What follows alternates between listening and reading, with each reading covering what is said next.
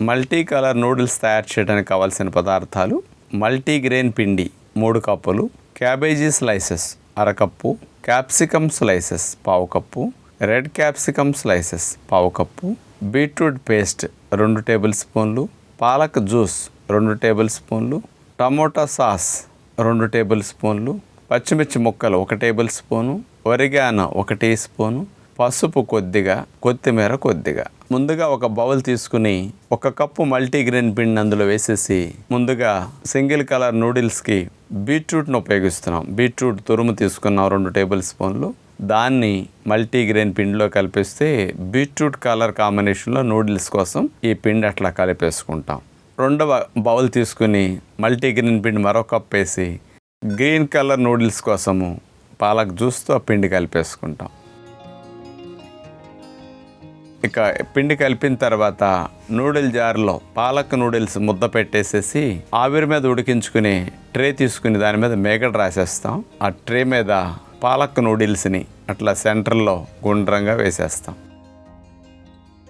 ఆ తర్వాత plain పిండితోని cream colour నూడిల్స్ని second రౌండ్లో అట్లా వేసేస్తాం. చివరగా బీట్రూట్ నూడిల్స్ని లాస్ట్ రౌండ్లో అట్లా వేసేస్తాం.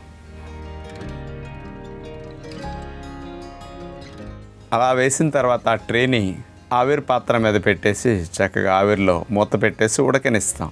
పెద్ద బాండీ పెట్టేసి అందులో మేగడ వేసేసి ఆ మేగడలో ఒరిగానో, పచ్చిమిరపకాయ ముక్కలు, cabbage slices, capsicum slices, red capsicum slices వీటన్నిటిని మేగడలో వేగనిస్తాం.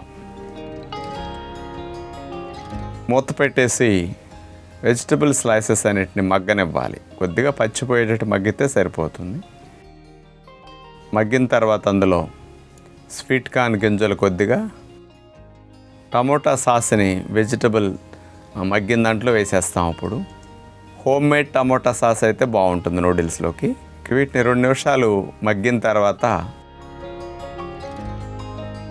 అందులో ముందు beetroot noodles, cream colour noodles, palak noodles ఇట్లా వేసేసి ఆ వెజిటబుల్ తాలింపత్తటిని నూడిల్స్కి అట్లా కలిపేస్తాం. చూసారుగా హెల్దీగా మల్టీ కలర్ నూడిల్స్ని, హోమ్ మేడ్ నూడిల్స్ని ఎలా చేసుకోగలిగామో. మరి మీ పిల్లలందరికీ ఆరోగ్యకరమైన పోషకాలతో కూడిన కార్బ్స్ తక్కువ ఉండి ఈ నూడిల్స్ని పెట్టగలిగితే బాగుంటుంది. ట్రై చేయండి.